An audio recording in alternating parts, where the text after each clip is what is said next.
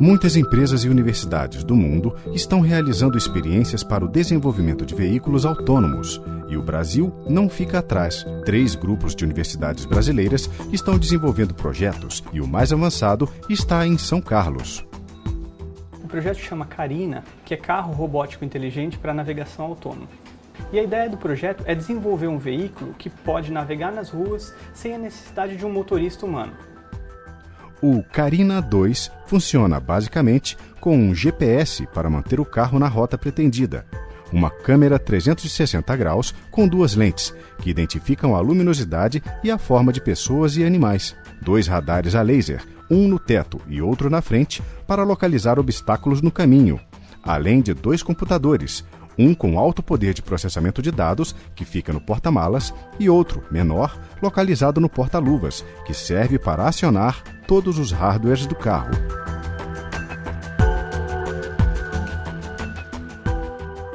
Então, esse veículo ele foi adaptado, ele tem uma porção de adaptações mecânicas que permitem que ele seja controlado por computadores.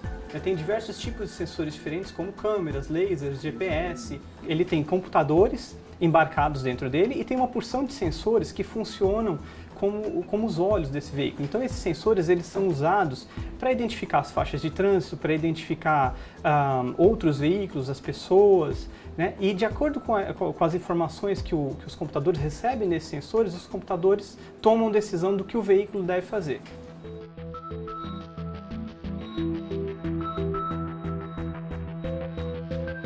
Inicialmente, o veículo foi testado no campus da universidade e a partir desse mês ele começou a ser testado nas ruas da cidade. Então a Secretaria de Trânsito da cidade de São Carlos ela tem permitido que a gente faça testes controlados nas ruas.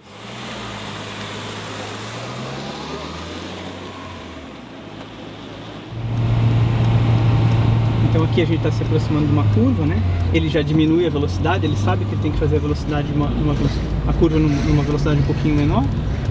Ele faz a curva. Aqui no computador eu consigo analisar uma série de informações que estão acontecendo no carro, né, em tempo real. Então eu consigo identificar a velocidade desejada do veículo. Por exemplo, aqui eu vejo que ele está detectando obstáculos, ele para novamente, né? Uma vez que os obstáculos liberam a pista, ele vai.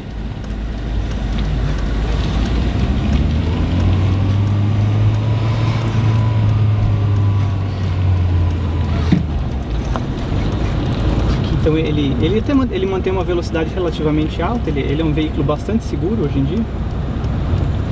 E a gente espera que daqui a 10 ou 15 anos, realmente essa tecnologia esteja madura para estar no mercado.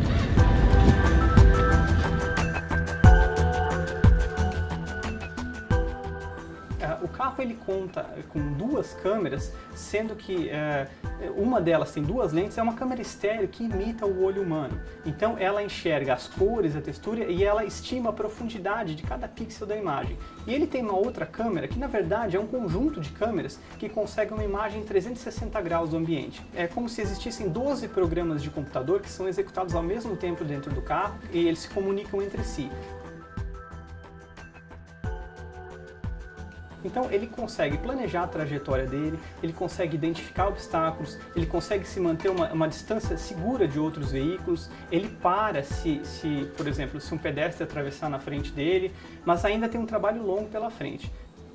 Hoje tem uma porção de aspectos que o computador não consegue processar da forma como o humano faz. Quando a gente se aproxima de um cruzamento, a gente consegue olhar para o rosto dos motoristas e perceber se eles viram a gente, se eles vão dar passagem ou não, né? Isso é uma coisa muito difícil de fazer através de uma câmera e de um computador. Por exemplo, os aviões eles usam muito piloto automático. Na maior parte dos casos, o piloto automático de um avião é muito mais seguro do que um piloto humano, né? E acredita-se que o mesmo vai ocorrer em alguns anos com um veículo terrestre.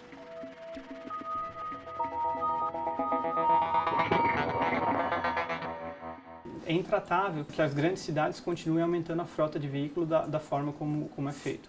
Tem muita gente que acredita que as pessoas não vão mais ter o seu próprio carro no futuro, né? E se a gente pensar bem, por exemplo, nós temos um carro, mas ele fica a maior parte do dia parado numa garagem, né? Então se a gente tivesse veículos inteligentes e comunitários, quando eu preciso ir para casa no final do dia, eu chamo o veículo através do celular, ele vem, me pega, me leva até em casa e ele já fica disponível imediatamente para atender a outra pessoa. Além disso, eles têm uma grande vantagem de usar algoritmos altamente sofisticados que permitem que o fluxo de trânsito seja otimizado, de modo que as viagens nas cidades e nas rodovias seriam mais curtas, né, e que todo o fluxo de trânsito corresse de forma mais adequada.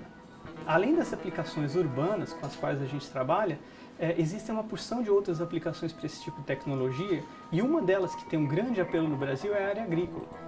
Por exemplo, o ser humano poderia monitorar, né, toda uma frota de tratores de uma sala com ar-condicionado com total segurança.